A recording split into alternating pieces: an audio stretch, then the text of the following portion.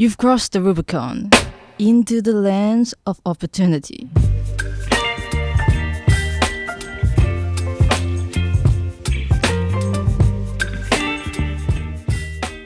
Welcome to the Rap Break Rubicon, a PolyU podcast hosted by ELC. I'm Yuki, your host today from the Faculty of Rehabilitation Science.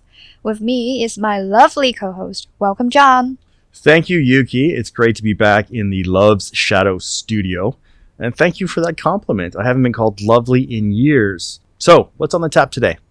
So, we are going to meet a couple of international students who came a long way from their overseas homes to study here at PolyU. And today we will talk to them about their experiences and stories, especially compared to their native lands. That sounds excellent. I read a lot and hear a lot about the importance of internationalism and quote-unquote diversity on campuses, especially among the student population. So this will be a great chance to hear directly from some international students. Who's up first?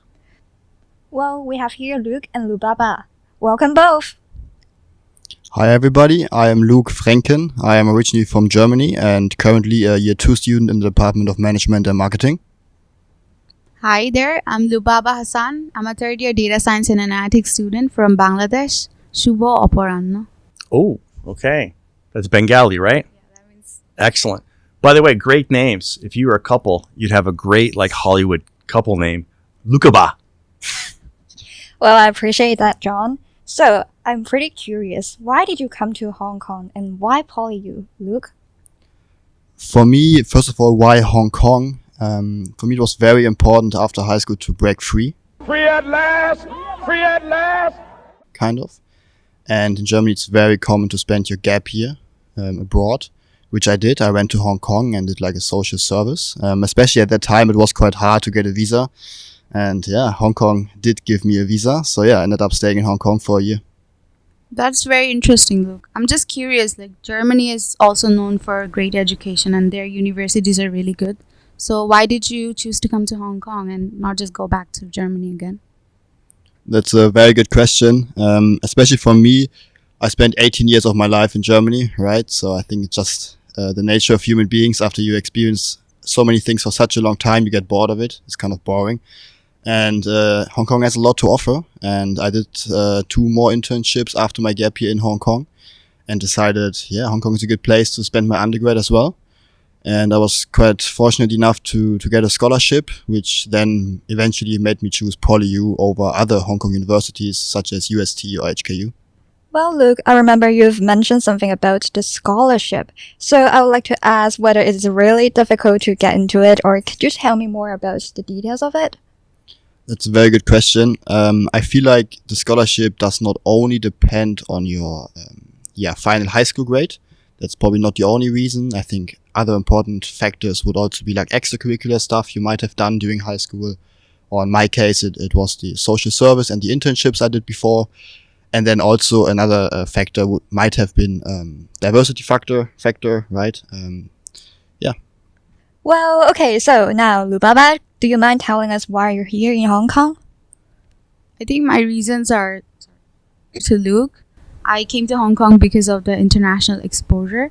Hong Kong is used to having a lot of international people around for a very long time. Compared to other Asian countries like Japan or South Korea, they don't really get many international students or international people in general.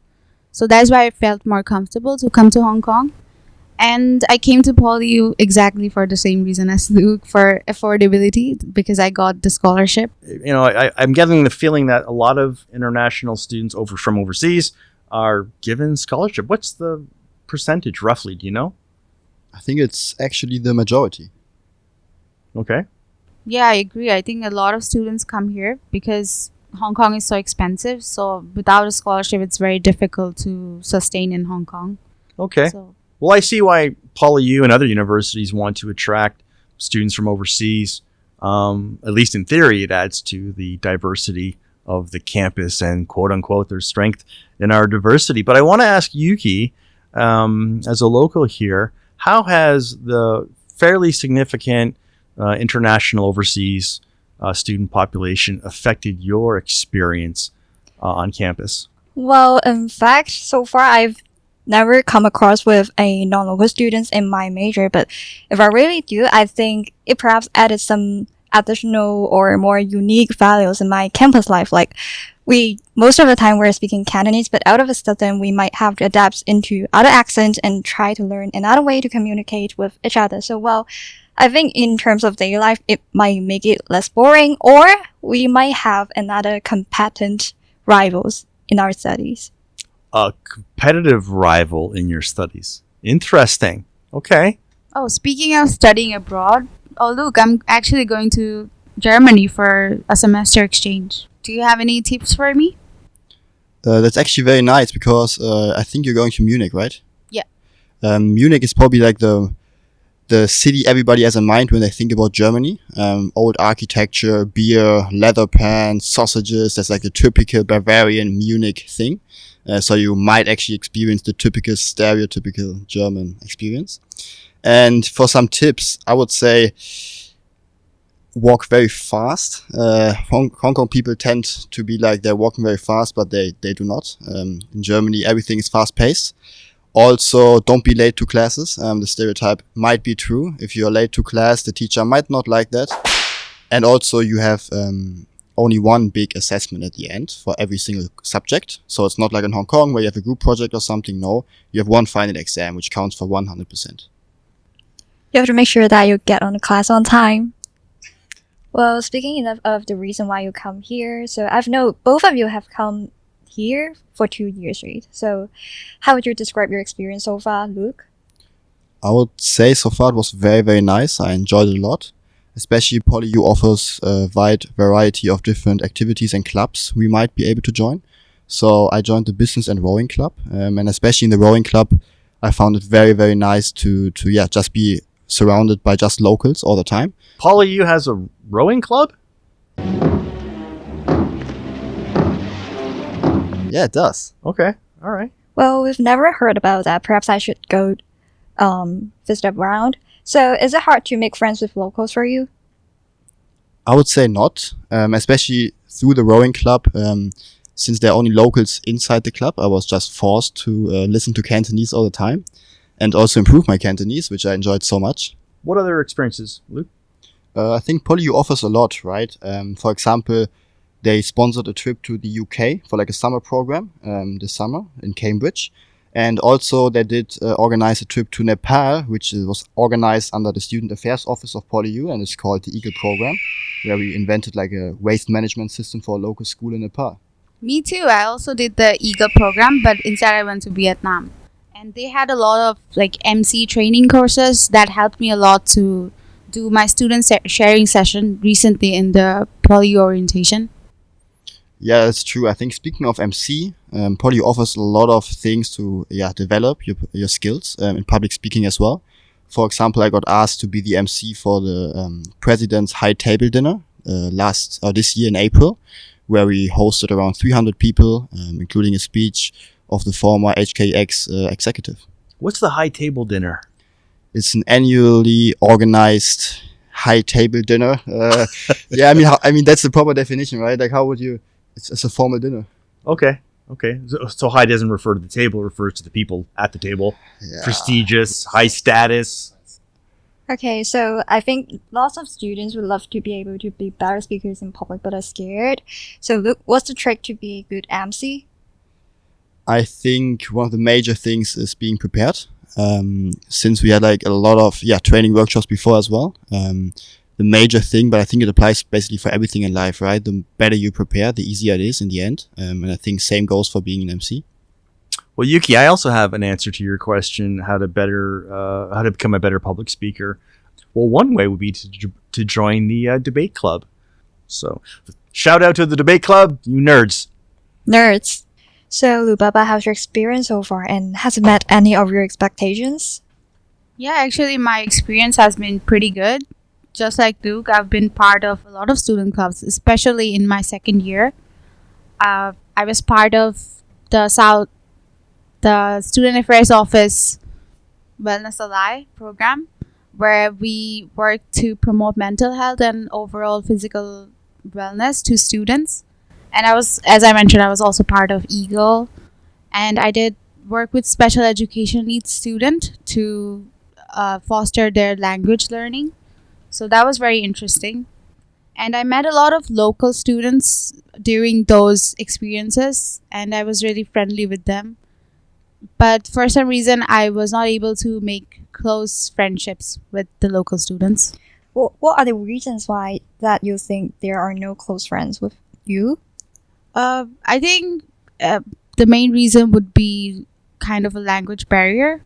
We are always friendly with each other.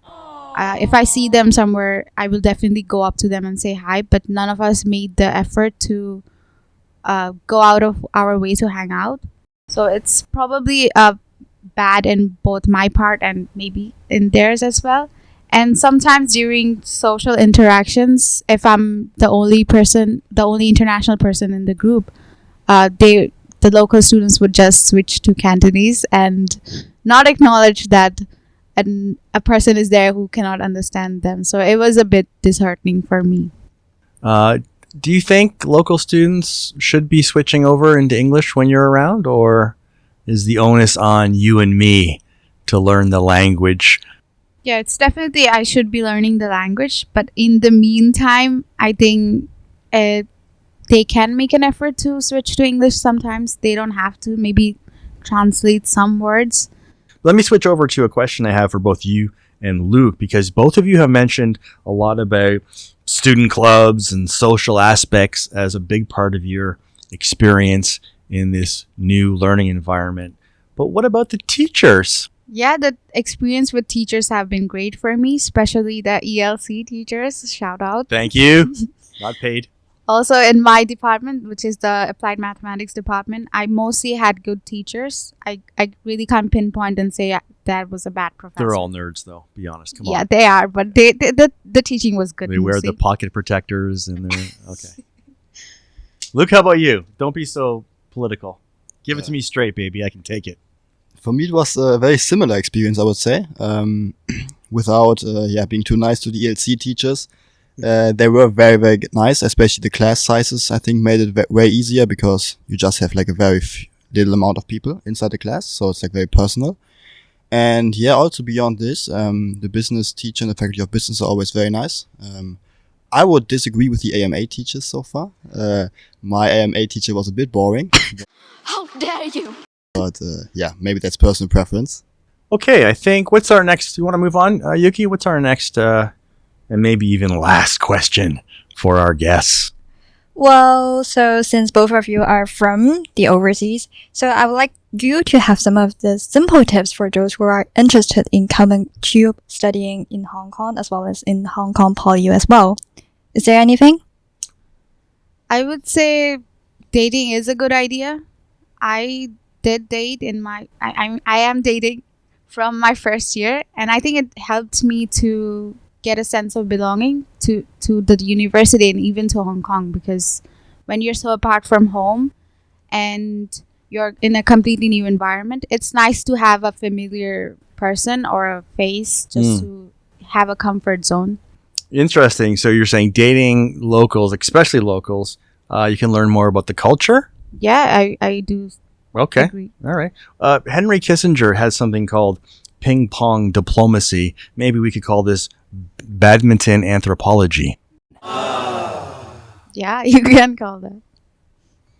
I would, kind of disagree with the staying comfortable thing. You mentioned dating makes you feel a bit more comfortable, especially in your environment. However, I feel like for myself, especially as an undergrad, I could maybe say try to stay as uncomfortable as possible. What does it actually mean? Do as many things as possible where you have to step out of your comfort zone.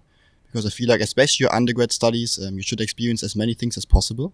And you can do this while literally saying yes to everything. Obviously to a certain extent, because you should still consider maintaining a good academic lifestyle as well, right? But if you get any invitations or anything, just say yes and do it.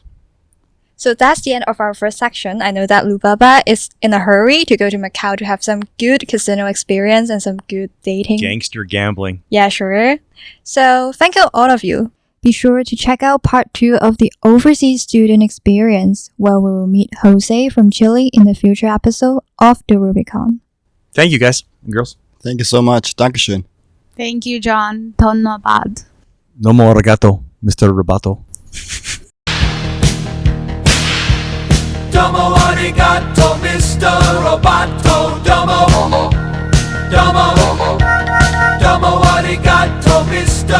Roboto. Domo, domo, domo arigato, Mr. Roboto. Domo arigato, Mr. Roboto. Domo arigato, Mr. Roboto. Domo arigato, Mr. Roboto.